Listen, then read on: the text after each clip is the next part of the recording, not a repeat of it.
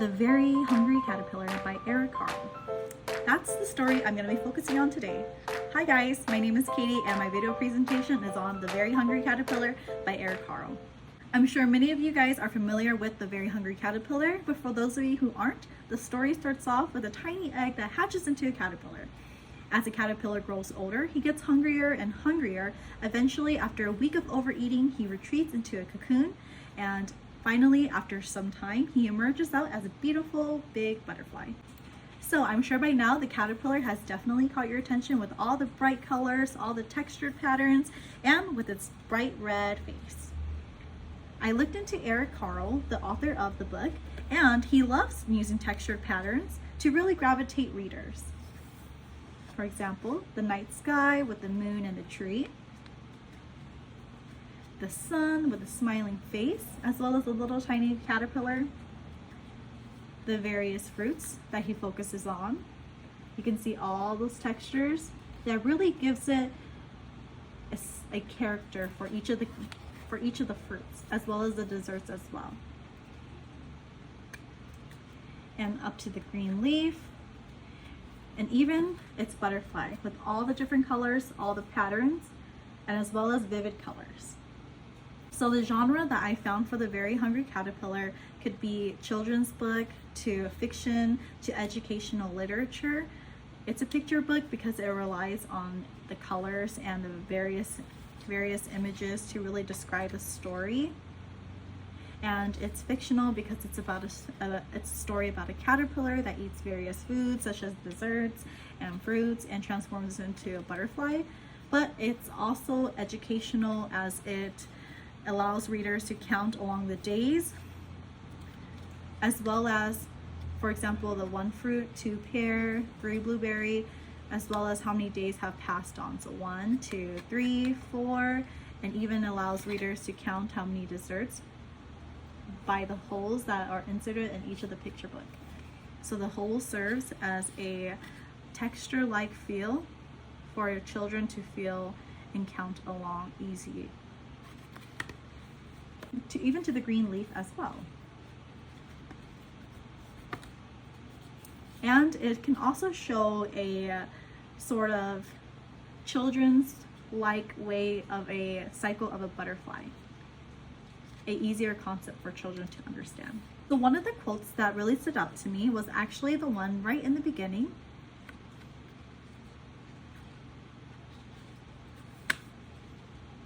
One Sunday morning, the warm sun came up, and pop, out the egg came a tiny and very hungry caterpillar.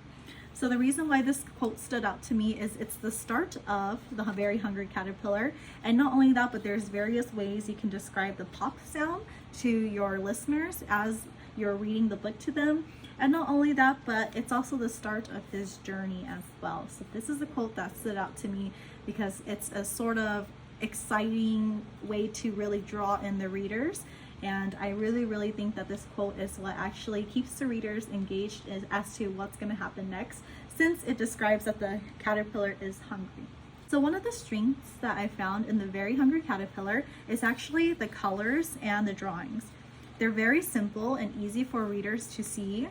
For example, you know that's an apple, you know those are pears, blueberries, strawberries, oranges, and even from the desserts too, you know that it's cake, to even salami and pie and watermelons, and of course the big green leaf, as well as the butterfly. These are very easy for children to spot and notice. These are very colorful for children to focus on as well.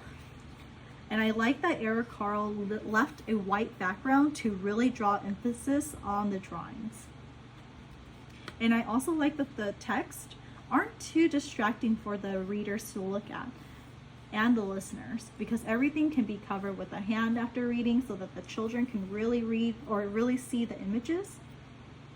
And not only that, but I really like the fact that it's very predictable as to what's going to happen next. For example, after eating fruits, he goes through all of these and gets a stomach ache. It even describes that night he had a stomach ache. So that shows to readers that after eating so many junk food, that can lead to an upset tummy. And then after eating something so healthy, it makes him feel nourished again, which really promotes healthy eating as well. And it also shows children the growth of a caterpillar into a butterfly. So some of the weaknesses that I found with the book is because it's a simple story, it does leave out important details as to an actual cycle of a caterpillar, since this is more like a fantasy, like a very lighthearted way of a transformation of a butterfly. And because it's geared toward younger audience, children who are older may not find much challenge when reading this book. And that's pretty much the weaknesses that I found personally. Again, it's a very simple book and straight to the point. I didn't see that there was any possibly room for critique, because this is geared towards a younger audience, especially since it's a board book too. Which goes on to my next point: what age and grade level would this book fit?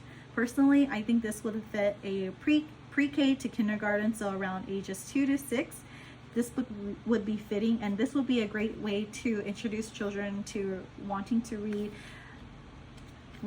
or hold the book, since again, I did mention it offers holes for children to kind of touch and experiment with. And it's very engaging, and the artwork itself is very visually pleasing for them. So an activity I thought that would go perfect with a Very Hungry Caterpillar is we would draw various foods that we eat every day that we love, that will make us turn into a beautiful butterfly. And after that, we will craft our own butterflies, whether it's different colors, different patterns, different shapes. And then after everyone's done designing their butterflies, I will post it up on a wall for parents to come and view during open house or back to school, or even send it home after a certain amount of times for students to share. And I'll put their face on it so that it'll show that they are a butterfly. And that's basically the story of the Very Hungry Caterpillar. I hope you guys enjoyed, and have a great day.